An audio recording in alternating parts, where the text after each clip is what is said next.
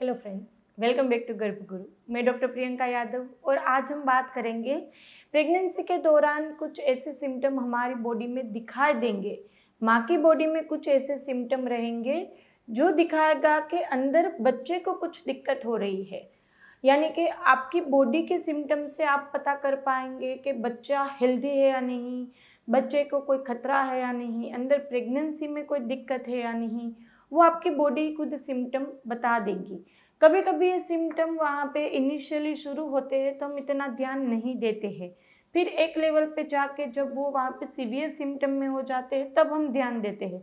क्योंकि कोई भी सिम्टम इनिशियली तो वहाँ पे धीरे से ही शुरू होगा, है ना। जैसे पहला सिम्टम है स्वेलिंग। अब स्वेलिंग प्रेगनेंसी के 9 महीने के दौरान हर लेडी को आएगी ही, है ना। तो स्वेलिंग इनिशियल स्टेज में आती है। जैसे सुबह उठते हैं थोड़ा आपका फेस होगा वो पफी रहेगा, हाथों में आपको जो उंगलियां होगी उस पर स्वेलिंग आ जाएगी, आपको रिंग इस तरह से नहीं रहेगी। बहुत ही वहाँ पे सुबह उठेंगे तो वो वहाँ पे इम्प्रिंट भी रखेंगे, यानी कि सुबह में सब ज़्यादा सिम्टम आएंगे। फिर जैसे आप चलना फिरना शुरू करेंगे थोड़ी देर में सब सिम्टम ठीक हो जाएंगे, आपका फेस भी प्रॉपर हो जाएगा, रिंग भी वापस से लूज हो जाएगी। तो स्वेलिंग जो सिम्टम है वो इनिशियली वहाँ पे आते हैं तो वो वहाँ पे इतनी दिक्कत नहीं करेगा। लेकिन यदि वो स्वेलिंग का भी ऐसा है कि इतना मैंने बताया सुबह में आते फिर चले जाते, तो उसके लिए कोई ट्रीटमेंट की ज़रूरत नहीं है। आप वहाँ पे हाइड्रेशन मेंटेन कीजिए, जब सो रहे हैं तब पाँव के नीचे तकिया रख के सोइए, तो ये स्वेलिंग वहाँ पे चली जाएगी और कोई ज़्यादा परेशान भी नहीं करेगी।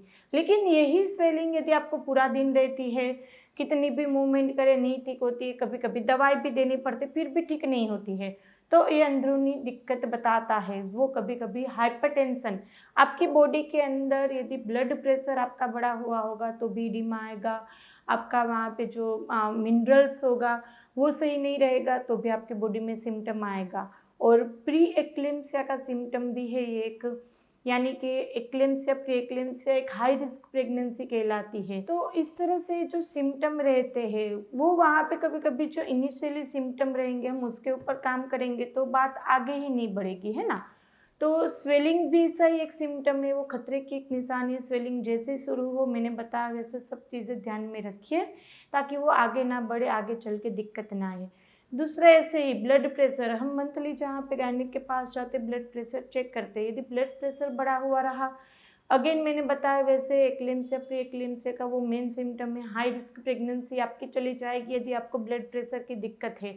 सीजर के रेट बढ़ जाते हैं, वहाँ पे नॉर्मल के रेट कम हो जाते हैं। यदि आपको ब्लड प्रेशर की दिक्कत आती है प्रेगनेंसी के दौरान तो ब्लड प्रेशर भी ठीक होना ज़रूरी है। शुगर का भी ऐसा है, शुगर भी यदि माँ को है तो बच्चे का ग्रोथ अच्छा होगा। जिन माँ को शुगर की दिक्कत है यानी कि डायबिटीज़ आई है प्रेगनेंसी के दौरान, पहले नहीं थी या फिर पहले थी और अभी भी है, यानी कि प्रेगनेंसी के दौरान डायबिटीज़ है तो एक हाई रिस्क प्रेगनेंसी गिनी जाएगी। वहाँ पे बच्चे का वजन तो बहुत ही तेज़ी से बढ़ेगा। सबका वहाँ पे 3 किलो का होगा, उस टाइम पे आपका बच्चा 3.5 किलो का होगा। उसका ग्रोथ और थोड़ा फास्ट होता है क्योंकि उसको वहाँ पे शुगर ज़्यादा मिलेगा। तो वहाँ पे शुगर भी ज़्यादा रहता है तो भी सीजर के रेट बढ़ जाते हैं, नॉर्मल के रेट कम रहते हैं। तो यदि आपको प्रेगनेंसी के दौरान ब्लड प्रेशर है या शुगर की दिक्कत है तो ये दो दिक्कत में वहाँ पे हाई रिस्क प्रेगनेंसी गिनी जाएगी। ऐसे इम्यूनिटिक फ्लूइड का कम होना, यदि वहाँ पे इनिशियल देखो 6ठे-7वें महीने में जो होगा उससे 8वें महीने में थोड़ा पानी कम ही होगा क्योंकि बच्चा अभी बड़ा हुआ है, लेकिन बहुत ही ज़्यादा कम हो जाता है तो वहाँ पर उसके ऊपर एक्शन लेनी पड़ती है। बच्चा अंदर ही कभी कभी सूख जाता है, उसकी मूवमेंट कम हो जाती है। बच्चे की मूवमेंट भी ऐसे ही आता है। यदि बच्चा वहाँ पे मिनिमम 10 बार घूमना चाहिए, उससे कम घूमता है तो आपको तुरंत सोनोग्राफी करा के देखना चाहिए क्यों बच्चा नहीं घूम रहा है। क्या उनको पानी कम है अंदर, या फिर जो प्लेसेंटा रहता है, प्लेसेंटा वहाँ पे जैसे जैसे प्रेगनेंसी आगे बढ़ती है उसका कैल्सिफिकेशन होता जाता है। तो प्लेसेंटा कैल्सिफिकेशन के बाद यदि अर्ली कैल्सिफिकेशन हो गया, अर्ली उन्होंने काम करना बंद कर दिया प्लेसेंटा ने, तो बच्चे तक जो पोषण जाना चाहिए वो नहीं जाएगा। IUGR बोलते हैं, कभी कभी आपकी सोनोग्राफी में लिखा आएगा कि बच्चे का जितना ग्रोथ होना चाहिए उससे वहाँ पे 15 दिन ग्रोथ पीछे है, 20 दिन ग्रोथ पीछे। IUGR की तरफ जा रहा है बच्चा, intra uterine growth retardation, IUGR की तरफ जा रहा है बच्चा, ग्रोथ अंदर कम हो गया, जितना होना चाहिए उतना नहीं हो रहा है। तो ये सब चीज़ें, अंदर पानी कम होगा, यदि प्लेसेंटा सफिशिएंट वहाँ पे न्यूट्रिशन नहीं देगा तो होगा। तो ये सोनोग्राफी में दिखेगा। आपकी LMP EDD जो रहेगी, लास्ट पीरियड की डेट से ऊपर से जो आपकी डेट आई थी डिलीवरी की वो डेट और सोनोग्राफी के ऊपर से जो डेट आती है डिलीवरी की वो डेट साथ में चलनी चाहिए। 4-5 दिन आगे पीछे हो तो कोई दिक्कत नहीं, लेकिन उसमें 15-20 दिन 25 दिन का गैप हो तो वहाँ पर बच्चे का विकास डिले ऐसा बोला जाएगा। उसमें आपको प्रोटीन के लिए बोला जाएगा, ड्रिप भी दी जाएगी, यानी कि बच्चे का विकास तेजी से हो ऐसा वहाँ पर हर एक काम किया जाएगा।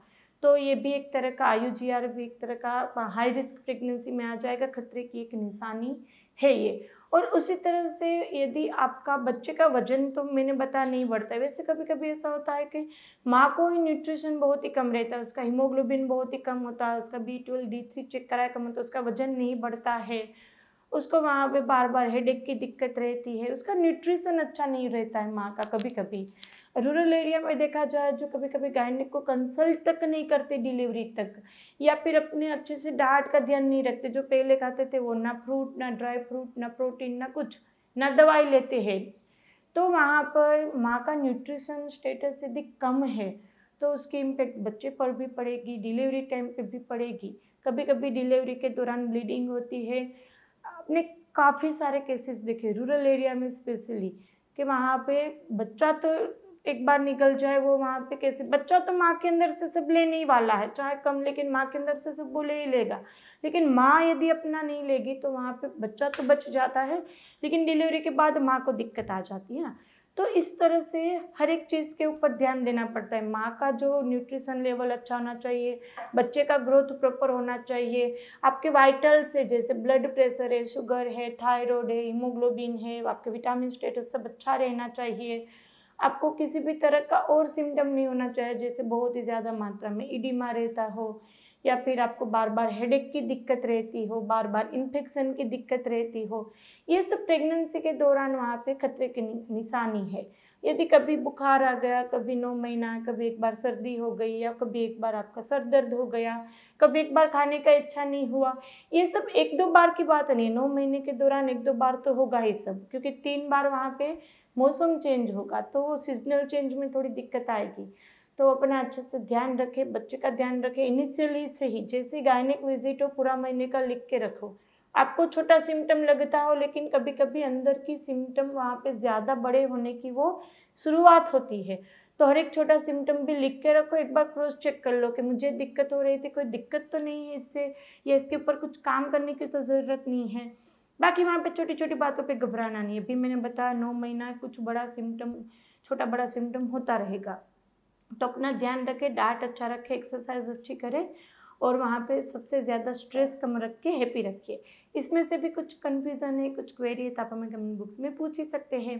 बाकी वीडियो अच्छा लगे हो तो उसको लाइक कर दीजिएगा, शेयर कर दीजिएगा। काफ़ी सारे लोगों को ये वहाँ पे नॉलेज नहीं रहती, तो ज़्यादा से ज़्यादा लोगों को शेयर कीजिएगा। तो चलिए फिर जल्दी मिलेंगे नए वीडियोज़ के साथ, तब तक के लिए stay healthy, stay happy, bye.